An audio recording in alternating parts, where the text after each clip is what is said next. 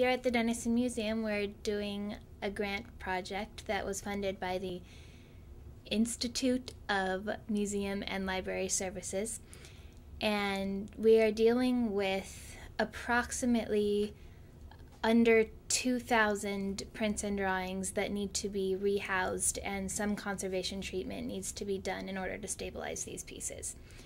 So the treatment that we do in paper conservation follows a method of steps that takes the paper through a series of treatments that will help to stabilize its condition and remove any improper material.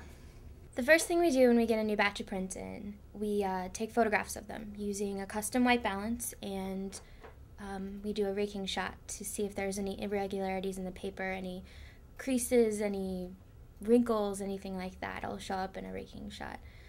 Then we do a pretty extensive condition report on the pieces. We note any tears, any parts of the paper that have been skinned, any parts of the paper that are particularly soiled, and we note where there's tape, if there's tape. We know where there's adhesive, and just really go through and see what's wrong with the print and what we need to do. So it's a kind of a combination condition treatment report, where we also outline the treatments that we're going to do.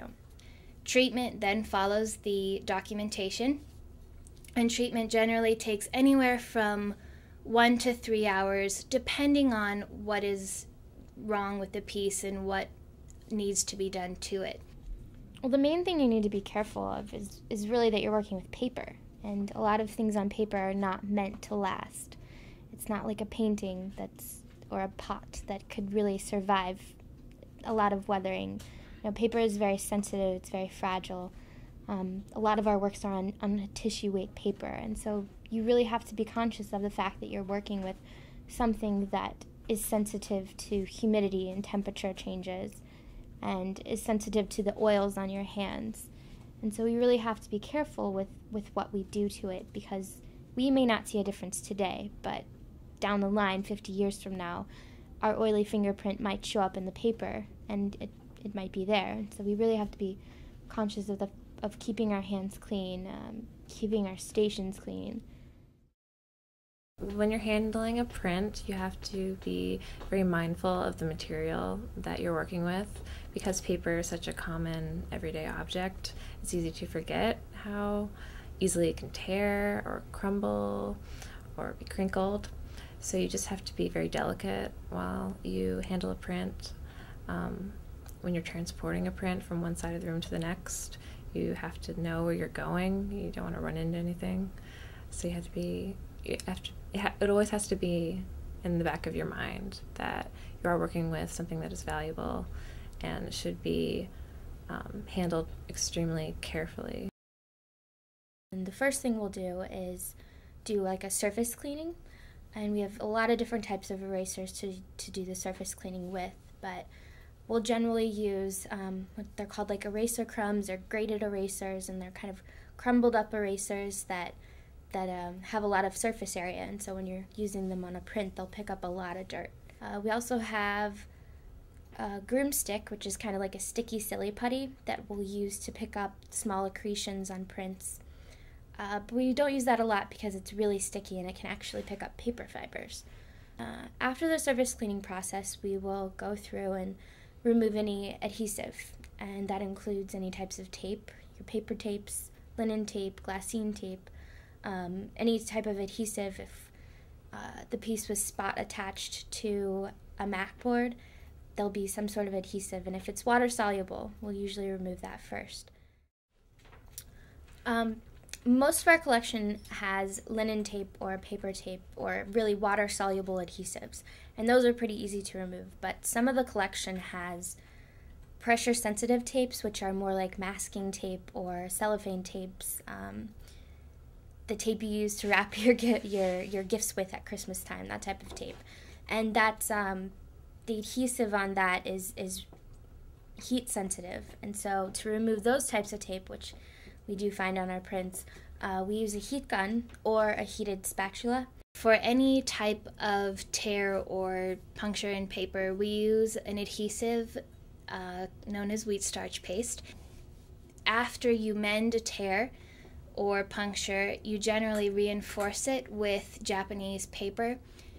Japanese paper is tissue-like. It has the properties of a tissue paper, but it is amazingly strong.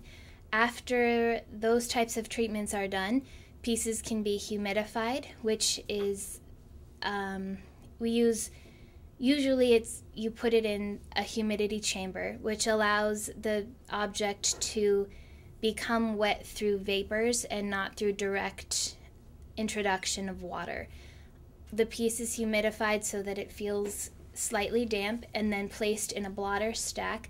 Blotter is a special paper used in conservation. It's usually quite thick, and it's made of 100% cotton rag. Blotter is used to help absorb the water and pull it away from your primary support. And in flattening, your piece is put between two pieces of blotter and placed under weight. This retrains the paper fibers to lay flat and in plane with one another, so any distortions or cockling in your primary support will be minimized. After the treatment is completed, after treatment photos are taken to again document the condition of the piece after treatment was done, and then a custom mat is made for each piece out of 100% cotton rag mat board, which is non-acidic, and then they're restored in their storage areas. So that's the full treatment that's done by the IMLS grant project here at Denison. It is very important, or it's now recognized that it's very important to care for one's cultural heritage. And museums are stewards of caring for this cultural heritage. So it really kind of makes sense that it goes hand in hand. Libraries, zoos are also a way of preserving a nation's or the world's cultural heritage. It's our job to take care of it. That's what we're here to do, is to keep it in perpetuity for the rest of the world as long as feasibly possible.